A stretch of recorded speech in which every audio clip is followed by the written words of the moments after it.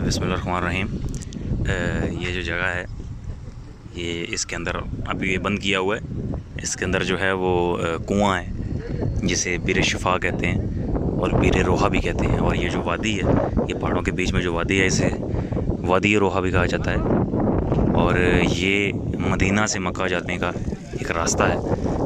यहाँ पर कहा जाता है कि 70 अंबिया कराम जो हैं वो यहाँ से गुज़र चुके हैं और यहाँ इस कुएँ से पानी पी चुके हैं। और हज़ूर पाक सल्लल्लाहु अलैहि वसल्लम जब यहाँ से गुज़रे थे तो इस कुएँ का पानी जो था वो खारा था। तो हज़ूर पाक सल्लल्लाहु अलैहि वसल्लम ने अंदर कुल्ली की थी, यानी कि अपना लाभ मुबारक उसमें शामिल हुआ था, तो वो पानी मीठा हो गया था। और आज तक 1400 साल हो गए हैं और कोई भी जो है वो कुआं जो है वो 100 साल से ज़्यादा नहीं चल सकता। लेकिन ये माशाल्लाह 1400 साल के बाद आज भी ये चल रहा है। इसका पानी वो टंकियों में जाता है और वहाँ से लोग भरते हैं। वो टूटियाँ बाहर लगी हुई हैं, वो उनसे जो है वो भरते हैं।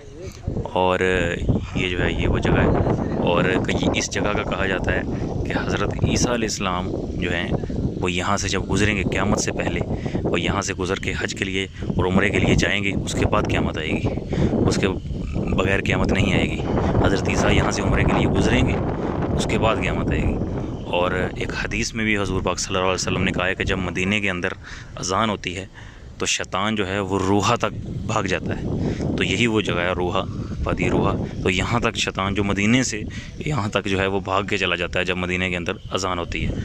तो माशाल्लाह ये बड़ी मुबारक जगह है। और यहाँ से पानी हमने माशाल्लाह भरा है, बोतल भर ली है। तो अभी तो नहीं पी सकते माशाल्लाह, वे इफ्तारी के बाद पिएंगे।